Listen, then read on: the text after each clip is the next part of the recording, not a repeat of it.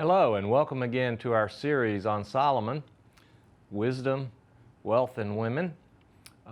Today we're going to be studying Ecclesiastes, which is part of his wisdom. We've covered his life, we've covered Proverbs, and now we're going to go and finish up this series. Today we'll be talking about Ecclesiastes, and in the future we'll be talking about Song of Solomon. So Ecclesiastes is within the wisdom part of our series. A little context here is important. If you remember back in earlier lessons, we've studied the life of Solomon and his kingship. We've studied his family's relationship to Israel. And one of the key components of Solomon's life is when he was a young man and he was given the throne by his father David, he asked God for wisdom. He asked God for a discerning spirit so that he could make good decisions for the people of Israel.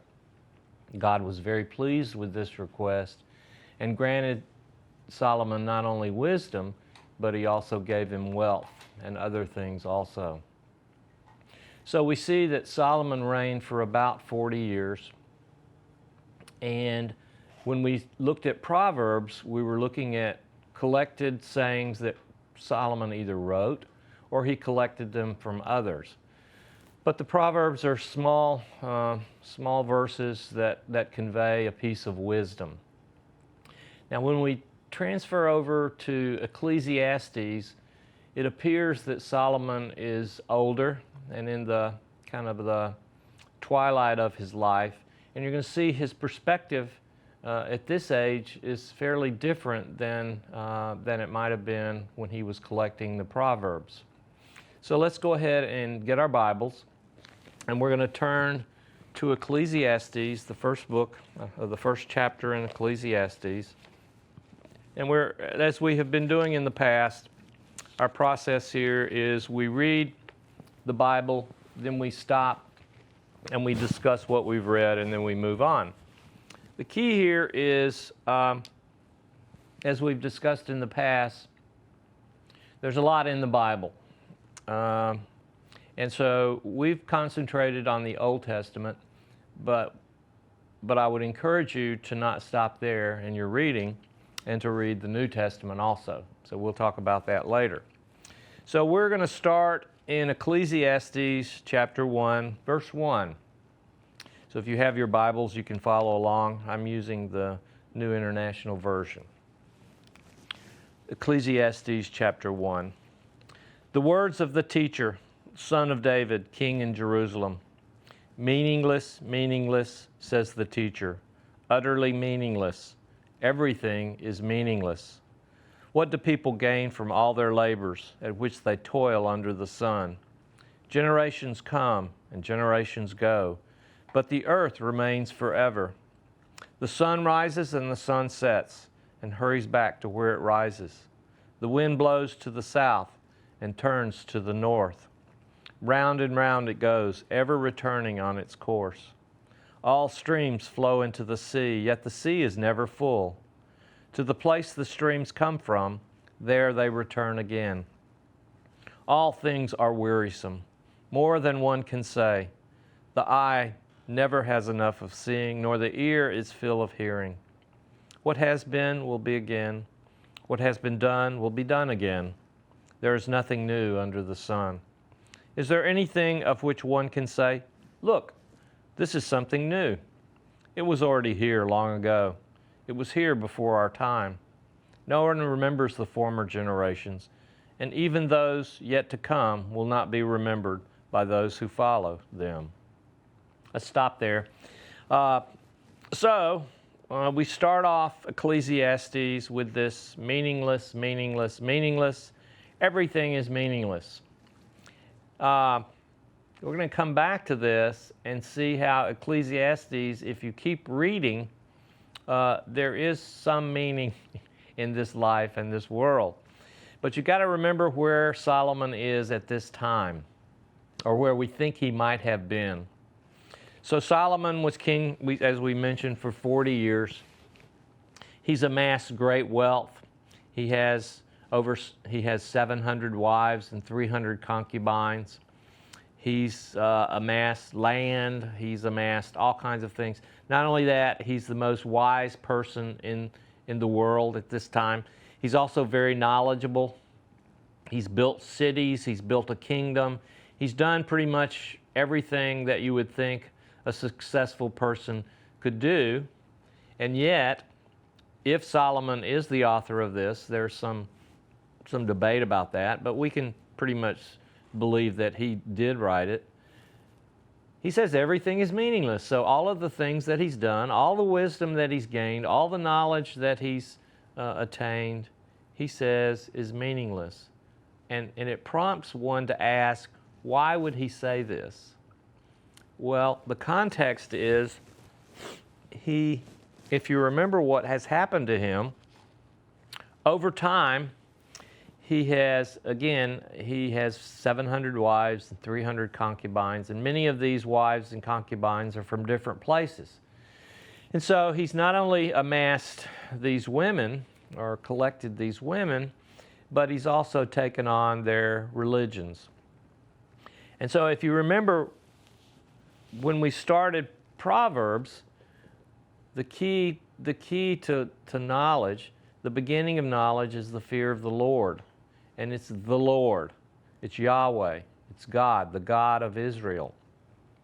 But what we see is, over his life, he's become less and less committed to Yahweh, or he's not really less committed, but he's dispersed his commitment to other gods. And this has angered God a great deal. And so what has happened is, God is still with Solomon, still loves Solomon, but there are things that are going to occur after he dies that he's not real pleased with. And the major thing is there's going to be basically a breakup of the kingdom of Israel. His lineage is not going to follow him because of his allegiance to other gods. So at this point, you can see how he might be a little melancholy. It might be the right word for it.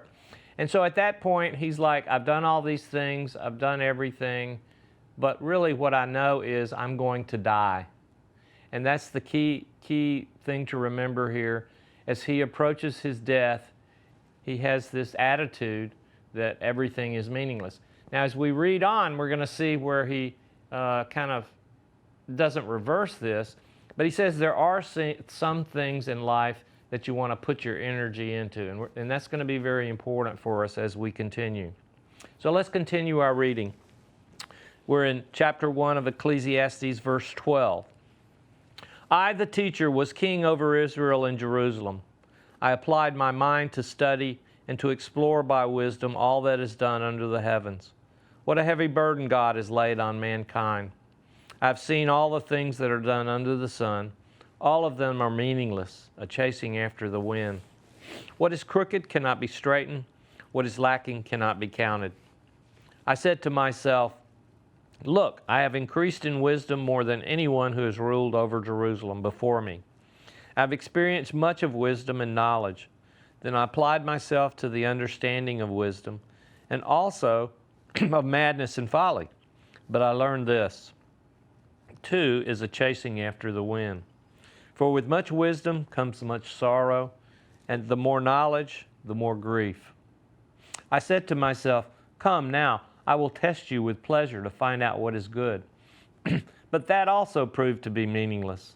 Laughter, I said, is madness, and what does pleasure accomplish? I tried cheering myself with wine and embracing folly, my mind still guiding me with wisdom. I wanted to see what was good for people to do under the heavens during the few days of their lives. I undertook great projects. I built houses for myself and planted vineyards. I made gardens and parks and planted all kinds of fruit trees in them. I made reservoirs to water groves of flourishing trees. I bought male and female slaves and had other slaves who were born in my house. I also owned more herds and flocks than anyone in Jerusalem before me. I amassed silver and gold for myself and the treasure of kings and provinces. I acquired male and female singers and a harem as well, the delights of a man's heart. I became greater by far than anyone in Jerusalem before me. In all this, my wisdom stayed with me. I denied myself nothing my eyes desired. I refused my heart no pleasure. My heart took delight in all my labor, and this was the reward for my toil.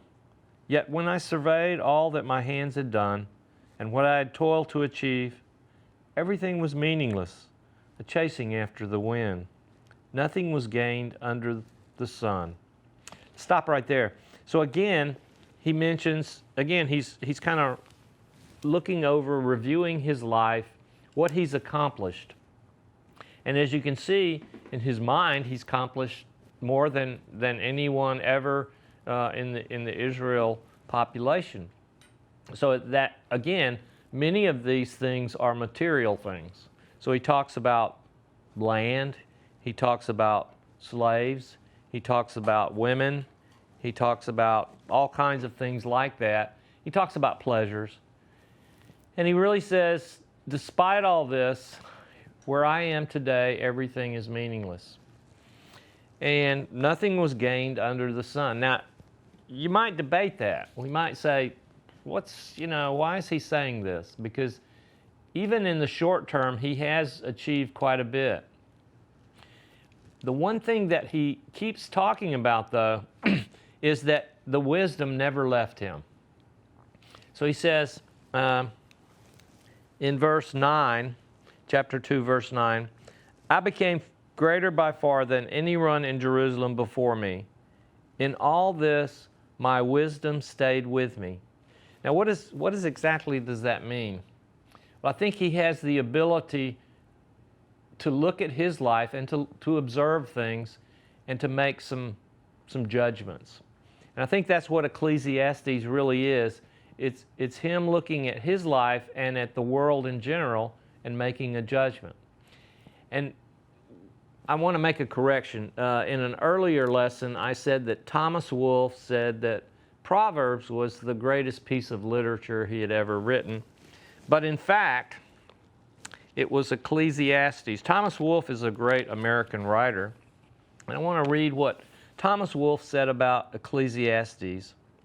Of all I have ever seen or learned, that book, Ecclesiastes, seems to me to be the noblest, wisest, and most powerful expression of man's life upon this earth, and also the highest flower of poetry, eloquence, and truth. Ecclesiastes is the greatest single piece of writing I have ever known, and the wisdom expressed in it the most lasting and profound. So this is someone that knew literature, knew writing. And so what we see here in Ecclesiastes is Solomon's observation of a life lived, very successful in the world's view, but at the end he says it's meaningless. Let's continue our reading. We're in chapter 2, verse 12. Then I turned my thoughts to consider wisdom, and also madness and folly. What more can the king's successor do than what has already been done? I saw that wisdom is better than folly, just as light is better than darkness. The wise have eyes in their heads, while the fools walk in the darkness. But I came to realize that the same fate overtakes them both. Then I said to myself, the fate of the fool will overtake me also. What then do I gain by being wise? I said to myself, this too is meaningless. For the wise, like the fool, will not be long remembered. The days have already come when both have been forgotten. Like the fool, the wise too must die. So I hated life, because the work that is done under the sun was grievous to me. All of it is meaningless, a chasing after the wind. I hated all the things I had toiled for under the sun, because I must leave them to the one who comes after me. And who knows whether that person will be wise or foolish. Yet they will have control over all the fruits of my toil, which I have poured my effort and skill under the sun. This too is meaningless. So my heart began to despair over all my toilsome labor under the sun. For a person may labor with wisdom, knowledge, and skill, and then they must leave all they own to another who has not toiled for it. This too is meaningless and a great misfortune. What do people get for all the toil and anxious striving with which they labor under the sun? All their days their work is grief and pain. Even at night their minds do not rest. This too is meaningless. A person can do nothing better than to eat and drink and find satisfaction in their toil. This too, I see, is from the hand of God. For without Him, who can eat or find enjoyment? To the person who pleases Him, God gives wisdom, knowledge, and happiness. But to the sinner, He gives the task of gathering and storing up wealth to hand it over to the one who pleases God. This too is meaningless, a chasing after the wind. So again, as Solomon is confronting kind of the end of his life, he knows that death is on the other side. At this point, he knows also that he's no different than any other person who's lived in the history of mankind. We all are born, and someday we face death. And even though Solomon, we know, is the wisest person that we've ever seen so far, he says all of this is meaningless, but he does say one thing here that we need to understand. He says in verse 24, a person can do nothing better than to eat and drink and find satisfaction in their toil. This too, I see, is from the hand of God. So, what is Solomon saying here? He basically says, enjoy today, enjoy this life you've been given, and find something that gives you great satisfaction, whether a career, job, whatever it is. So that's pretty good advice, all right? The advice we have here is to find satisfaction in your toil. Find satisfaction in your labor, in the days you have here on this earth. Find something that you're good at and that you can make a contribution. Now, I want to add something here. Is you got to remember that at the time Solomon was writing, we don't have Jesus. So he did not know Jesus. He did not know the teachings of Jesus or the life of Jesus. I think that changes the dynamic here. Because as you remember, Jesus will tell us that there are two things that are really important in this life that you have here on this earth. The first is to honor and obey God, and the second is to help your neighbor. And I think those two things will give meaning to life. They do give meaning to life. Solomon was on track, though. He's on track saying today is the day that you need to concentrate on, and you need to find something today that you can put your effort and energy into. Now, before we finish today, I want to read chapter 3 because there's a very, very famous series of verses here that many of us are familiar with. And it tells us a lot about Solomon and his wisdom. So we're in chapter 3, verse 1. There is a time for everything and a season for every activity under the heavens, a time to be born and a time to die, a time to plant and a time to uproot, a time to kill and a time to heal, a time to tear down and a time to build, a time to weep and a time to laugh, a time to mourn and a time to dance, a time to scatter stones and a time to gather them, a time to embrace and a time to refrain from embracing, a time to search and a time to give up, a time to keep and a time to throw away, a time to tear and a time to mend, a time to be silent and a time to speak, a time to love and a time to hate, a time for war and a time for peace. This is a famous series of verses, and it has to do with time and timing. And what we've talked about before is what is wisdom, what is discernment. And a lot of discernment involves timing and knowing what to decide with respect to a particular situation and a particular direction you want to take. So Solomon is telling us, and he talks about lots of different things, born, die, plant, harvest, kill, heal, tear down. So you remember where he is in his life. He's made a lot of decisions. He's had to make decisions between war and peace, love and hate, silent and speech. So he's had to make a lot of these decisions, and he knows that timing is very important. Now, as an aside, many of us are familiar with this series of verses, even if we're not biblical knowledge. We have very little knowledge of the Bible. This has been made into a famous song. The song was written and played. It was written by Pete Seeger back in the 60s, 1960s. And the name of the song is Turn, Turn, Turn. The song was made famous by the group the Byrds. And this became a number one hit in I believe it was 1965. So it's interesting that Pete Seeger wrote this song. He really didn't write the song. He just took these verses and turned them into music. He added about, I think, less than 10 words to the song. Of course, he gets credit for the song, but the song is really Solomon's song. And so what's interesting about this is at that time, if you remember in the 60s, there was a lot going on, but this song resonated with the American public very deeply. And so you have to wonder why. Well, it's because of the words that Solomon has here. There's a time for this, there's a time for that.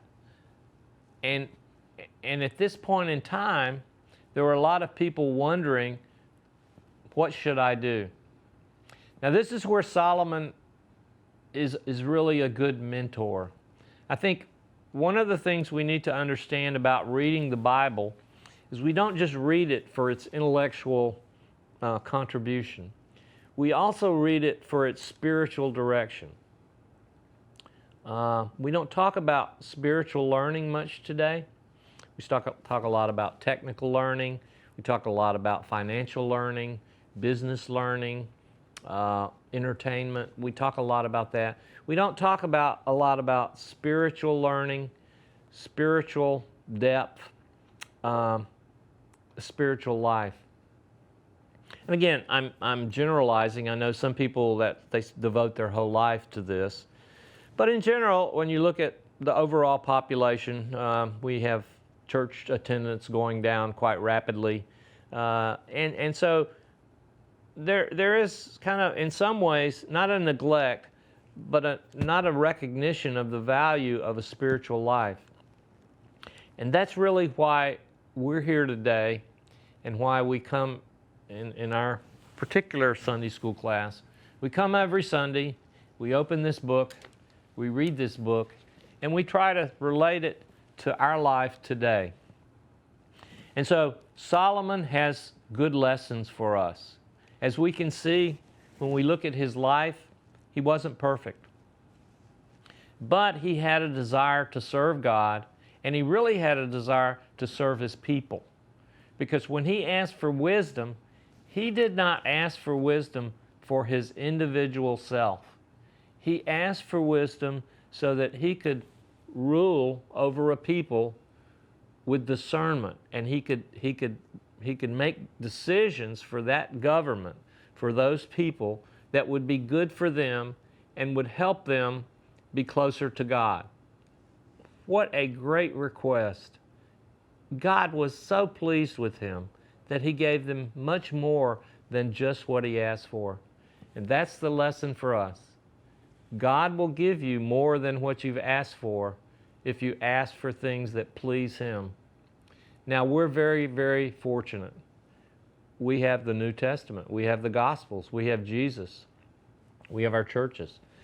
And if we concentrate a little bit, and again, that's a good thing that Solomon tells us, focus on something, get something that you can put your life into, put your toil into, that brings you satisfaction, that helps others, and you'll live a meaningful life.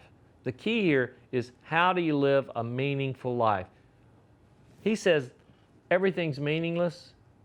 I don't believe that's exactly true. In fact, I don't believe that's true. I think there is meaning in this life. It's up to us to find it. And through Jesus and through God, we can. Thanks again for joining us during this time we have together. We'll continue our lesson next time with and do more, study some more in Ecclesiastes. Thank you very much. Hope you have a good day.